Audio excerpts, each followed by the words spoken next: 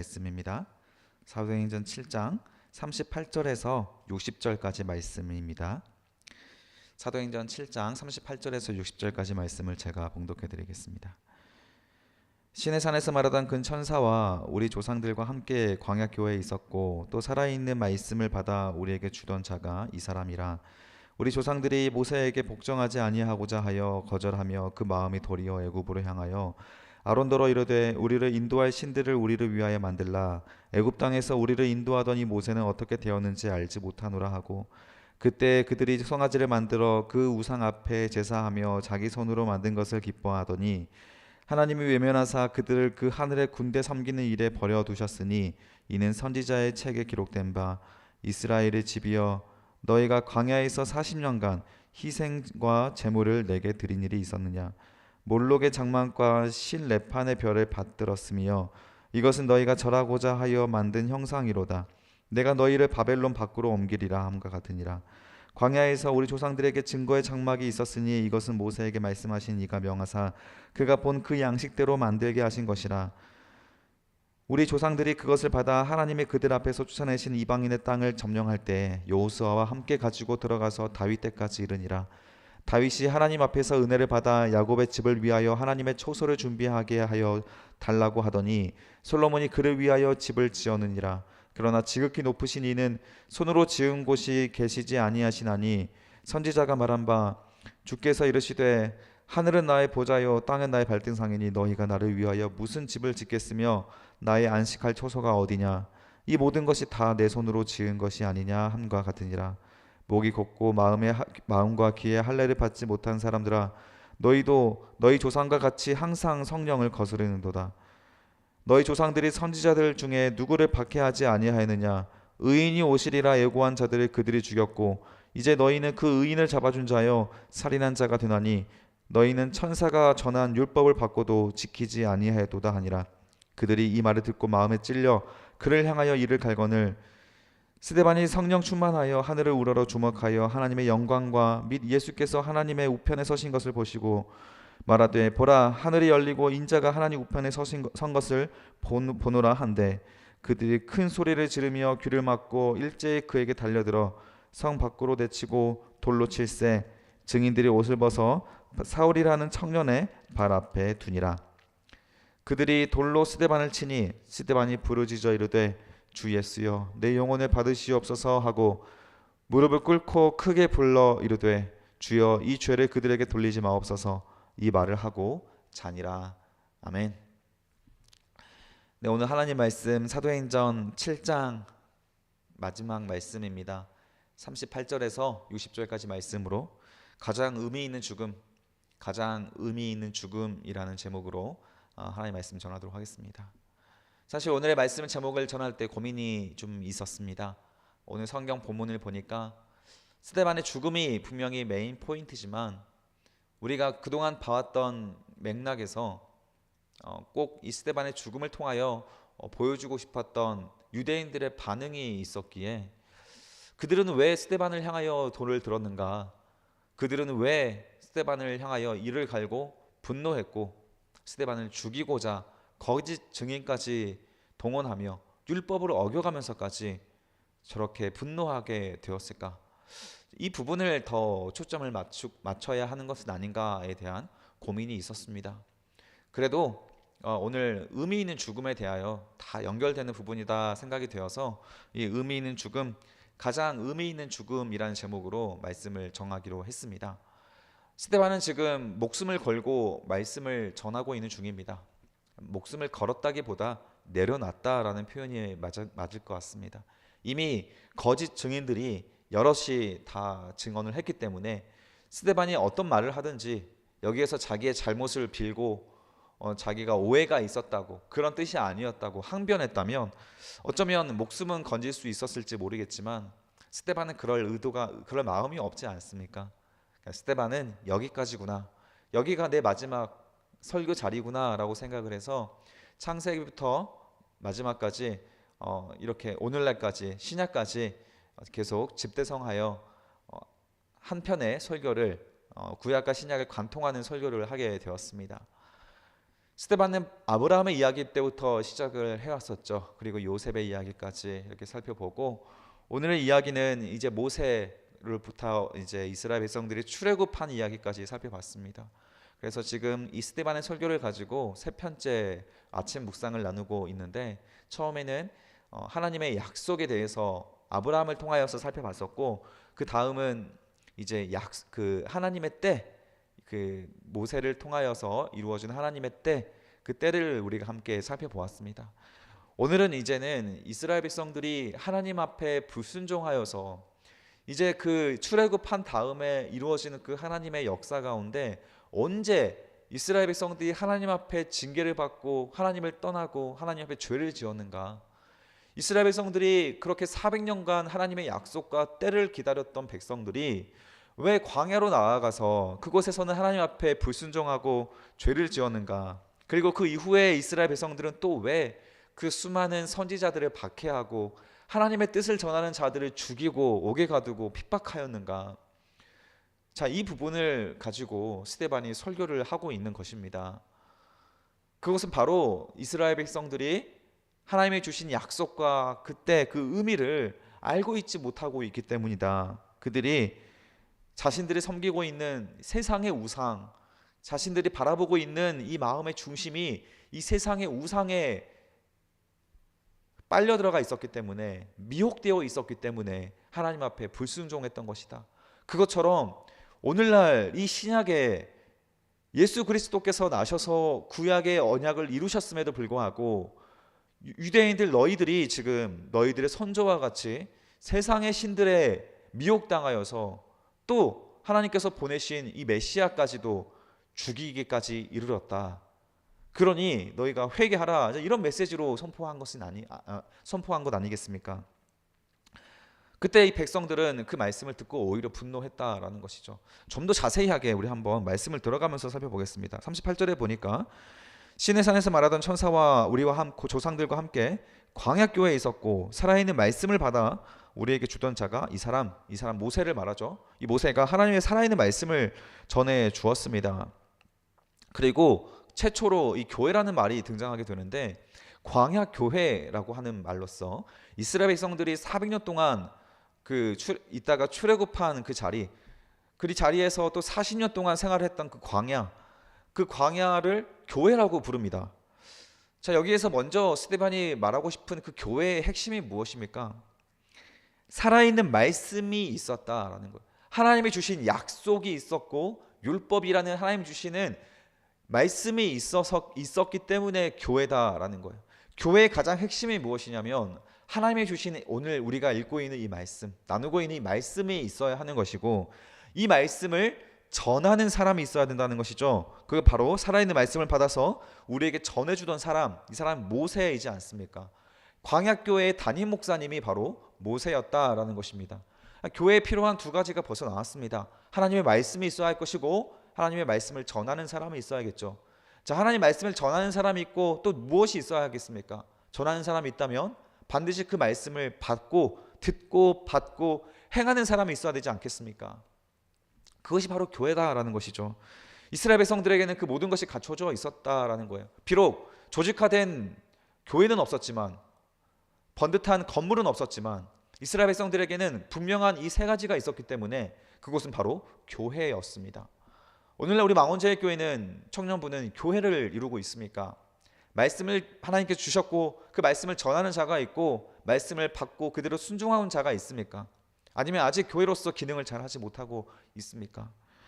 이스라엘 백성들이 그렇게 하나님 앞에 교회로서 광야 교회에서 부름을 받아 하나님의 뜻에 따라 행진을 시작했지만 그들은 39절에 보면 모세에게 복종하지 아니하고자 거절하였다. 자, 하나님의 말씀이 있었는데 그 말씀을 전하고자 하는 그 담임 목사님의 말씀을 백성들이 듣지 않았다라는 거예요. 성도들이 듣지 않았다라는 겁니다. 그리고 마음이 도리어 애굽으로 향하였다. 애굽은 자신들이 있었던 죄의 자리 아닙니까? 노예의 자리 아닙니까? 세상의 노예로 돌아가고 싶었다라는 겁니다. 우리가 교회에 와서 가장 힘든 것이 무엇입니까? 이것도 하지 말아라, 저것도 하지 말아라, 절제해라, 사랑해라, 희생해라, 양보해라. 그것이 바로 하나님의 나라이다 라고 말하는 것이 가장 어려운 거 아닙니까? 가장 좋은 게 무엇입니까? 너희들 아무것도 안 해도 된다. 하나님께서 다 구원해 주셨다. 먹고 마시자, 놀자, 재밌게 놀자, 놀러 가자, 비전 트립 가자, 해외여행 가자, 이런 거 다 좋아하지 않습니까? 어쩌면 우리는 침묵을 위하여 이 종교를 이용하고 있는 것은 아니겠습니까?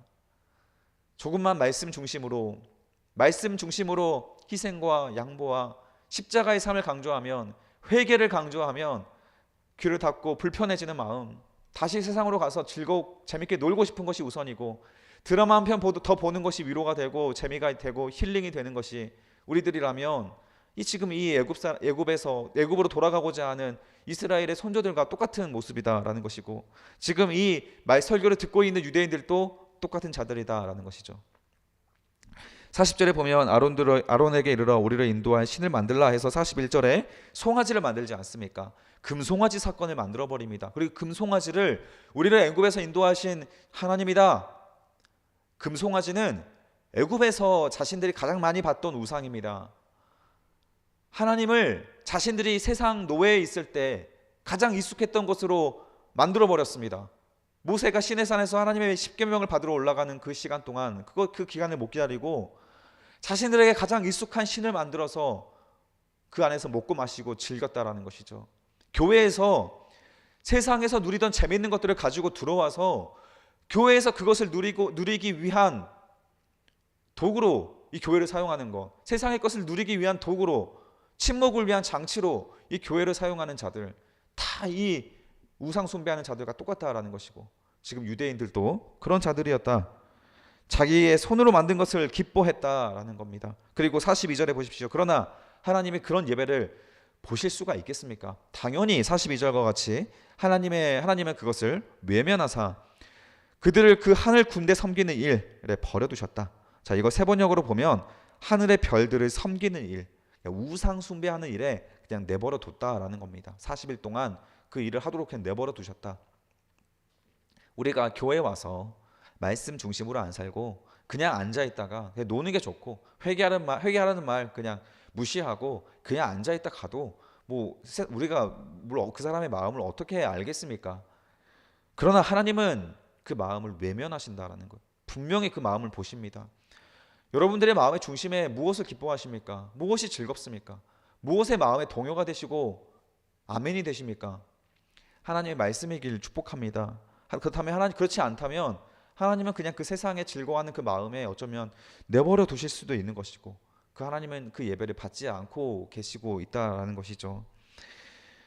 42절에 보니까 이는 선지자에 기록된 바 이스라엘의 집이여 너희가 광야에서 40년간 희생과 제물을 내게 드린 적이 있느냐? 자, 선지자의 책이라는 것은 아모스서를 말합니다. 아모스서 5장 25절에서 27절까지 말씀인데, 광야에서 40년 동안 이스라엘 백성들이 희생과 예배를 드린 적이 없었다. 희생 제물을 드린 적이 없었다. 온전한 예배를 드린 적이 없었다라는 충격적인 발언을 한다라는 것이죠. 그 온전한 예배를 드리지 않고 뭐 했냐면 43절에 보니까 몰록의 장막과 신레판의 별들을 받아들였다. 그 가나안 땅에 있는 우상들을 받아들이고, 그 문란하게 드리는 것들, 그 끔찍한 우상 제물들을 재밌게 여기고 그런 것들을 앞에 절하고자 했다라는 것이죠. 그 결과 43절에 보니까 내가 너희를 바벨론 밖으로 옮기고자 결정하셨다. 아마 이것은 이제 통일 왕국을 이루고 나서 솔로몬 때 이 몰록을 섬기는 일이 팽배해졌습니다. 몰록을 섬기는 일은 굉장히 끔찍한 일이었습니다. 갓난아기를 그 우상의 손을 뜨겁게 달군 다음에 그 위에다 갓난아기를 올려놓는 것이었어요. 갓난아기가 태워 죽었습니다. 녹아 죽었겠죠. 불타 죽이는 그 우상이 몰록 신인데, 그모스 신, 몰록 신, 다 그런 신들인데 그것을 솔로몬 때 했다라는 것이죠. 그 결과 하나님이 이스라엘 백성들을 바벨론 포로 70년간 고통을 주기로 하셨다라는 것입니다. 45절 보십시오. 우리 조상들이 그것을 받아 하나님이 그들 앞에 쫓아내신 이방인의 땅을 점령할 때에, 자, 44절에 하나님께서 분명히 이스라엘 백성들에게 말씀해 주신 증거의 장막, 성막이 있지 않았습니까? 그 성막을 두고 이스라엘 백성들이 좋아했던 것은 그런 우상을 섬기는 일을 좋아했습니다. 하나님은 분명히 하나부터 열까지 이스라엘 백성들이 살아가야 할 것들을 다 알려줬습니다.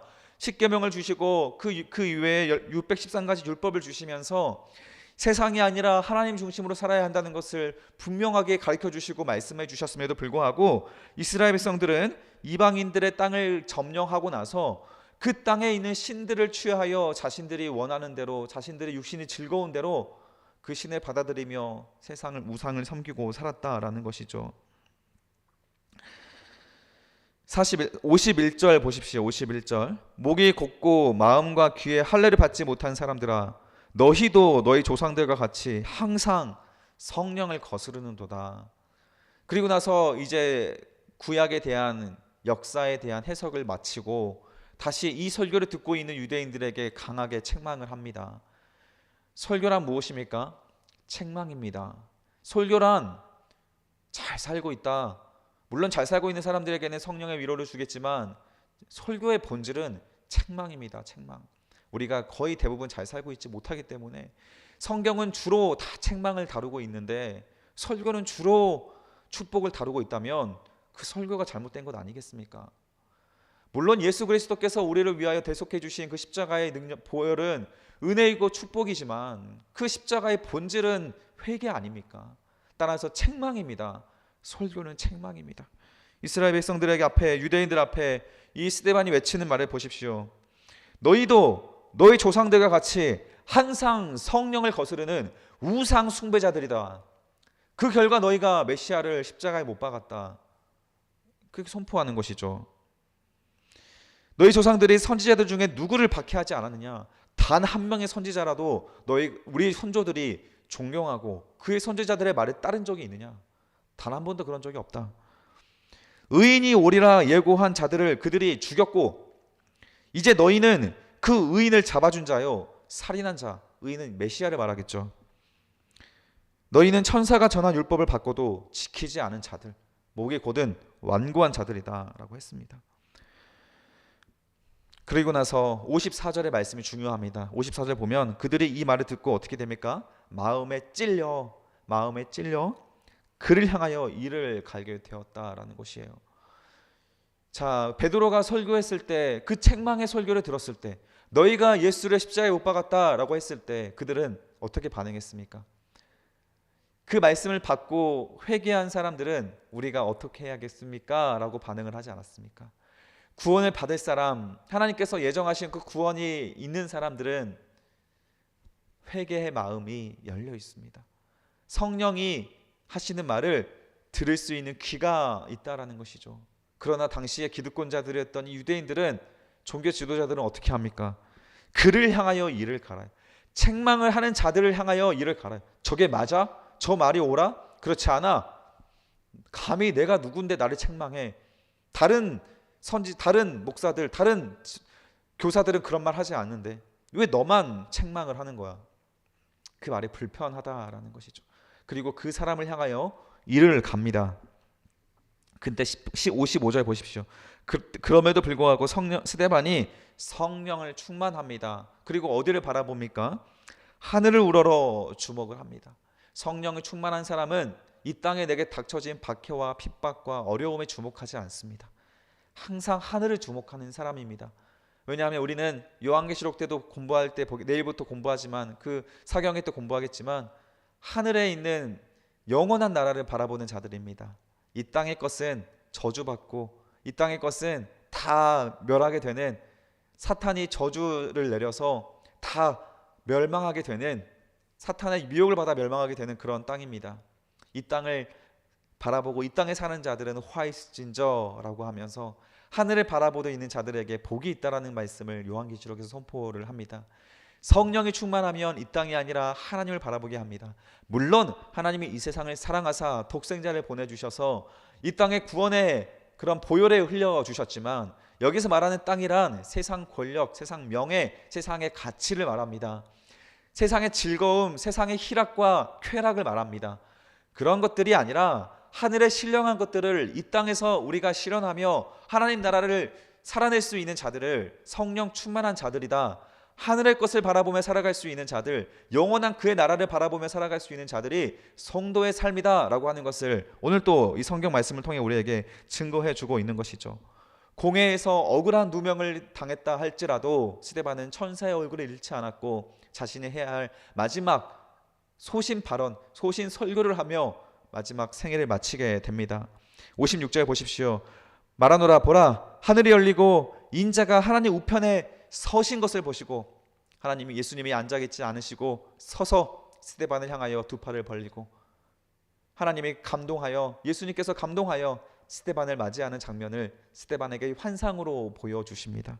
그랬더니 그 말조차 사람들이 듣기 싫어서 57절에 보십시오. 그들이 큰 소리를 지르며 귀를 막고 일제히 그에게 달려들어 귀를 막고, 옳은 소리, 책망의 소리, 하늘의 소리, 성령 충만한 소리, 귀를 닫아버립니다. 그리고 그에게 달려들어 돌로 스데반을 쳐서 죽이니 스데반이 크게 부르짖어 이르되 주 예수여 내 영혼을 받아 주시옵소서. 예수께서 십자가상에서 했던 가상칠언 중에 한마디죠.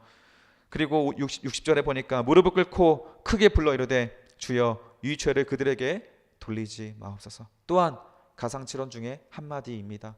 예수께서 하셨던 7가지의 말 중 십자가상에서의 말을, 그 중에서 2가지의 말을 이 스데반이 내뱉고 스데반은 이 자리에서 순교하게 됩니다. 스데반이라고 죽고 싶었겠습니까? 어디에 죽고 싶은 사람이 있습니까? 스데반에게 부양해야 할 가족은 없겠습니까? 스데반을 사랑하고 아끼는 부모님은 없겠습니까? 스데반의 죽음은 그들에겐 슬픔이고 스데반에게도 이 땅에 남겨진 자들에 대한 기도 제목이 남았을 것입니다. 그러나 스데반은 하늘을 우러러 보았습니다.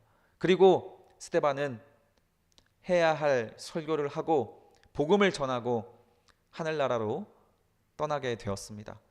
세상 사람들은 이 죽음을 미련하게 바라볼 것입니다. 유대인들도 그 죽음을 신성모독한 자의 저주받은 죽음이라 비난할 것이고 멸시할 것입니다. 그러나 스데반의 죽음은 결코 헛되지 않으시고 예수께서 감동하시고 예수께서 기뻐하시는 죽음이 되고, 그 스데반의 보혈은, 스데반의 그 죽음의 그 피는 이후에 이스라엘 땅에 뿌려져서 이스라엘 백성들에게 주실 하나님의, 성도들에게 주시는 예수 그리스도의 새로운 사명에 기름을 붓게 되는 그 피가 됩니다. 58절 보십시오. 성 밖으로 내치고 돌로 칠세 증인들이 옷을 벗어 사울이라는 청년의 발 앞에 두게 되었습니다. 여기가 바로 이 사울이 처음 등장하는 장면인데, 이 사울이 바로 우리가 알고 있는 사도 바울입니다. 이 지금은 유대인 중에 유대인으로서, 가말리의 수하로서, 바리새인 중에 바리새인으로 이 스데반을 죽이는 것을 마땅히 여기는 사람이었습니다. 그러나 이 바울은 여기에서 큰 충격을 받게 됩니다. 어떻게 돌에 맞아 죽어가기까지 하늘을 바라보며 저들의 죄를 용서해달라고, 저들은 알지 못해서 저러는 것이니 용서해달라며 눈을 감을 수 있을까? 어떻게 죽음 앞에 저렇게 의연할 수 있을까?